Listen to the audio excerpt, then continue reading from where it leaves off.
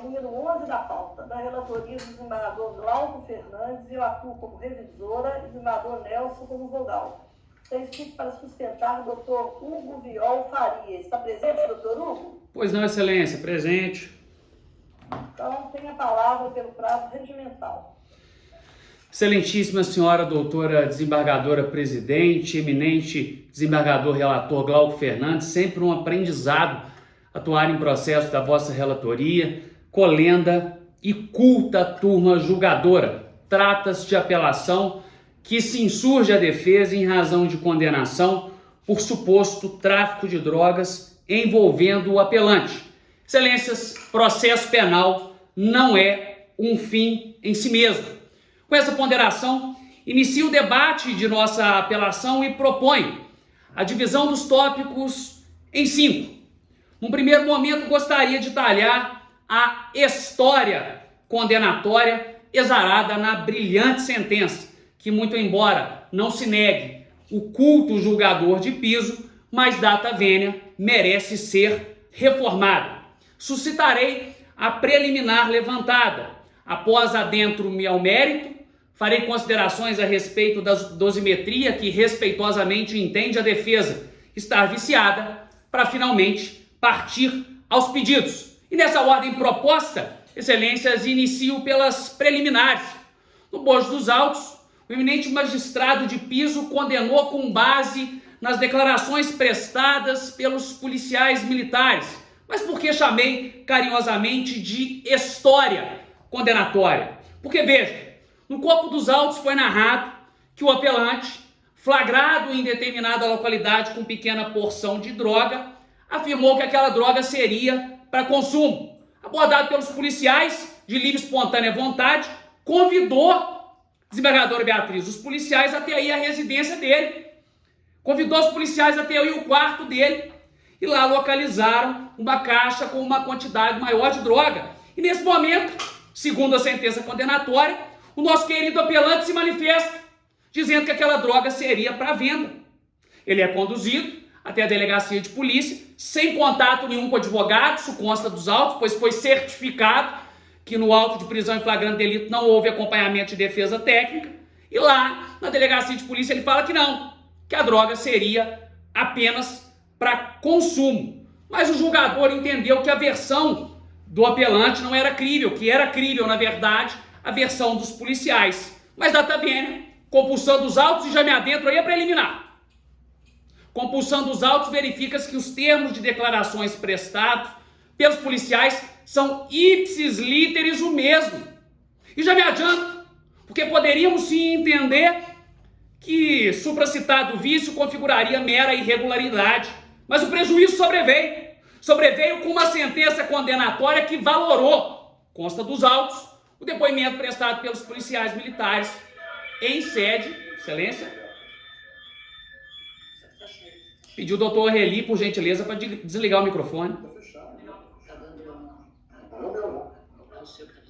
Eu peço a todos os advogados participantes que fechem o vídeo, desliguem o microfone, porque estamos com microfonia.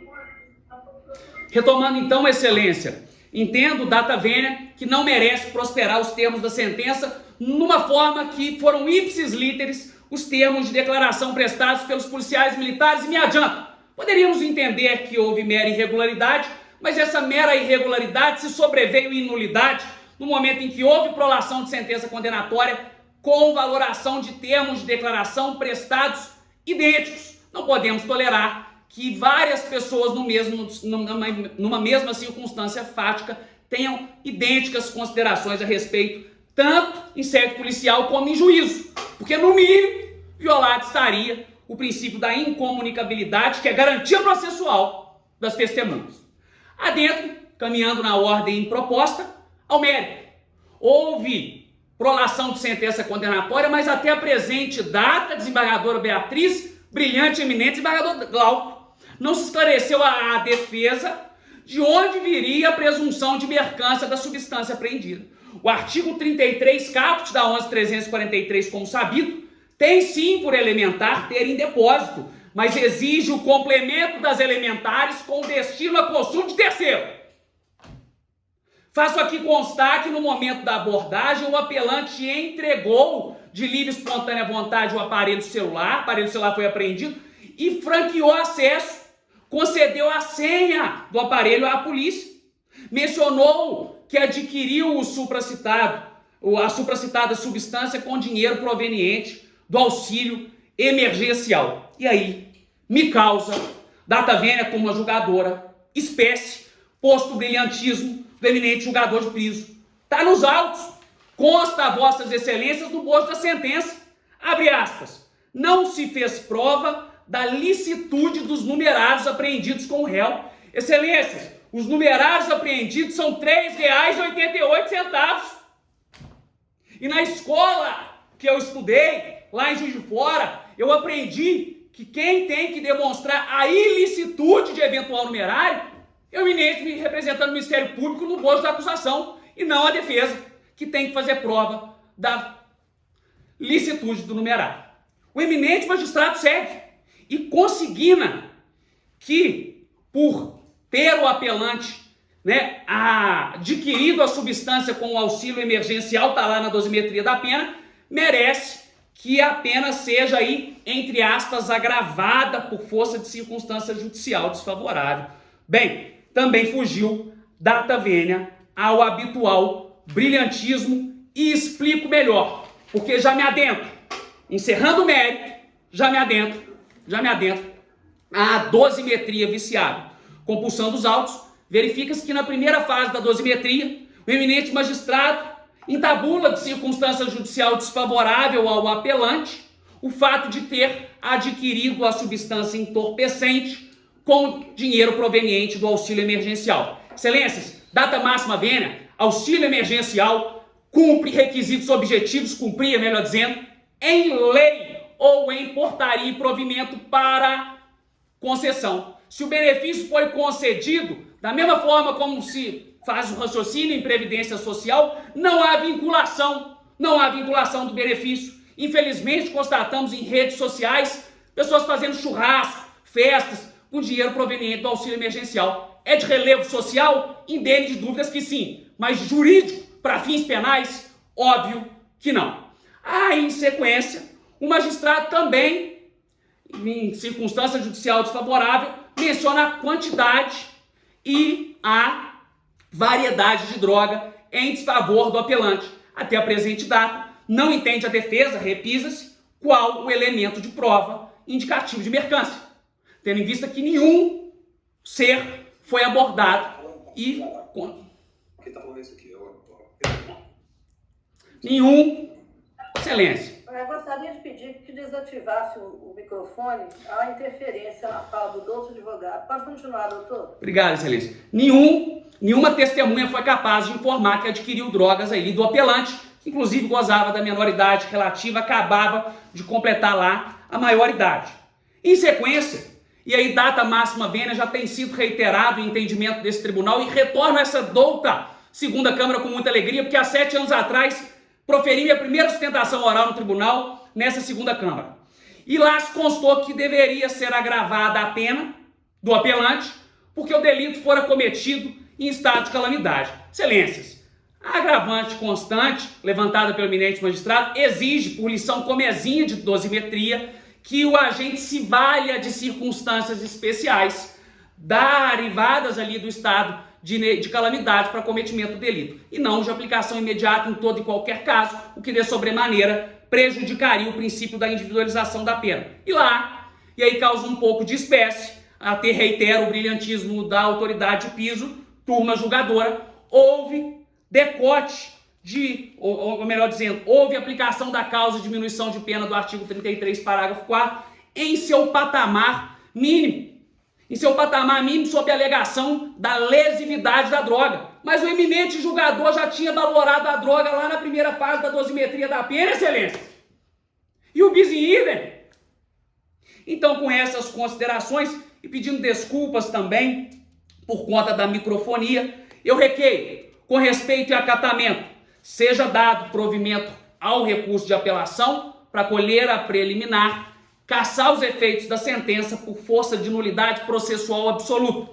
Não sendo esse o caso, data máxima vênia, requeiro, com o mesmo respeito, seja dado provimento ao recurso para reformar a sentença e absolver o apelante por não existir prova de dolo mercante, não sendo esse o caso, a desclassificação para o tipo previsto no artigo 28, em razão, reitero, do flagrante dolo apenas de uso. E não sendo esse o caso, requeiro que na primeira fase da dosimetria da pena a pena seja mantida no mínimo, posto que já enfrentadas as circunstâncias judiciais postas pelo magistrado que não merecem prosperar. No segundo momento, requeiro que seja a atenuante da confissão espontânea reconhecida e declarada, uma vez que o magistrado considerou a versão apresentada, que diz não ser crível pelo apelante, para exarar a condenação na medida em que considerou a informação da aquisição de droga por conta de valores provenientes do auxílio emergencial. E, por fim, rigor, no mínimo, que a causa de diminuição de pena talhada ao artigo 33, parágrafo 4º, apelidada de tráfico privilegiado, incide em seu patamar máximo, com respeito a acatamento, excelências. Terminada a sustentação, eu concedo a palavra ao ministro relator, desembargador Glauco Fernandes, para proferir o seu voto. Ouvi com atenção a declaração do Dr. Hugo e eu estou entendendo por dar parcial provimento ao recurso, determinando comunicação com a seguinte subemenda. A existência de provas seguras produzidas em contraditório judicial acerca da prática do crime de tráfico de drogas pelo acusado demanda a manutenção da sentença condenatória proferida em primeiro grau. Uma vez desconstituído o fundamento adotado pelo respeitado juiz de origem para macular a culpabilidade do apelante da primeira fase da dosimetria da reprimenda, mostra-se necessária a redução da pena base.